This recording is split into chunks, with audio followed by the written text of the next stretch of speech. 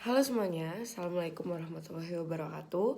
Kenalin, nama aku Salwa Ayu Mutia dengan NIM C240 1241032. Dan pada video micro teaching kali ini aku bakal ngejelasin gimana tahapan atau proses yang perlu kita lakukan dalam praktikum reproduksi tadi. Nah, sebelum berlanjut kepada tahapan atau prosesnya, kita harus tahu dulu nih tujuan dari praktikum tadi.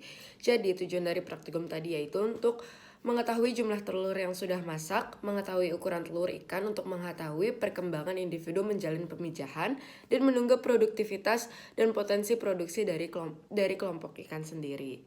Nah, selanjutnya untuk alat bahan yang kita perlukan yaitu ada mikroskop, itu untuk melihat diameter telur, ada timbangan digital untuk mengukur bobot biota uji, ada kain lap atau tisu untuk membersihkan biota uji, dan meja praktikum. Selanjutnya, kita juga butuh kamera untuk mendokumentasikan biota uji dan proses pengerjaan praktikumnya. Selanjutnya butuh cawan Petri sebagai wadah organ yang akan diamati.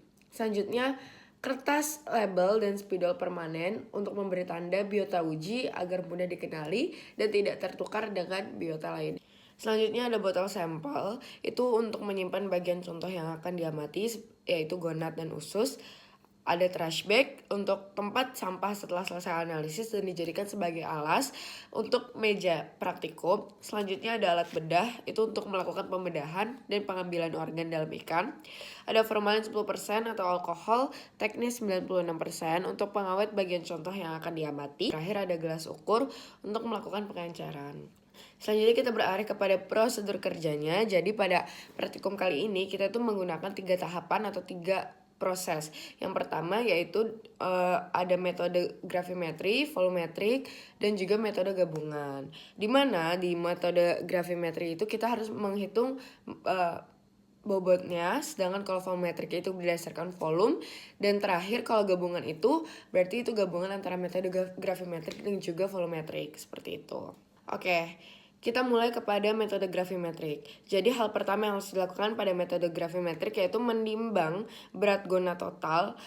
Kemudian kita mengambil sebanyak 3 contoh gonad yang akan kita jadikan sebagai sampel. Selanjutnya kita menghitung jumlah telur yang ada pada gonad tersebut. Seperti itu. Sebelum kita hitung jumlah telur pada metode gravimetri ini, setelah kita timbang, selanjutnya kita bagi menjadi 3 bagian dari gonad yang kita amati tersebut.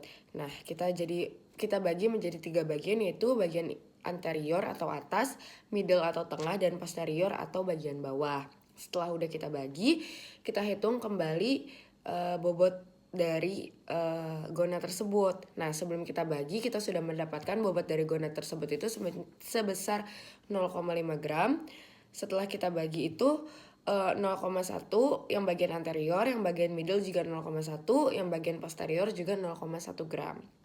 Setelah sudah kita bagi bagian anterior, middle, dan posterior, baru kita masukkan ke dalam cawan Petri dan kita berikan formalin. Baru kita hitung jumlah telurnya secara satu persatu menggunakan counter. Setelah dihitung jumlah telur bagian anterior, middle, dan posterior, di sini kita dapatkan bahwa jumlah telur pada anterior itu sejumlah 511, middle itu 1187, dan posterior itu sebanyak 834.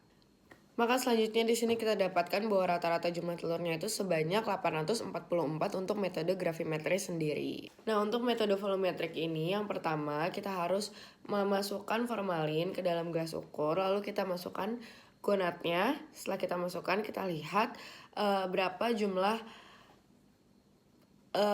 pertambahan dari jumlah air formalin tersebut.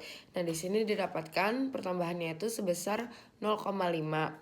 Terus habis itu sudah itu kita keluarkan gonadnya, baru kita bagi menjadi 3 bagian, yaitu anterior, middle, dan posterior. Setelah itu kita siapkan lagi formalin di dalam gelas ukur.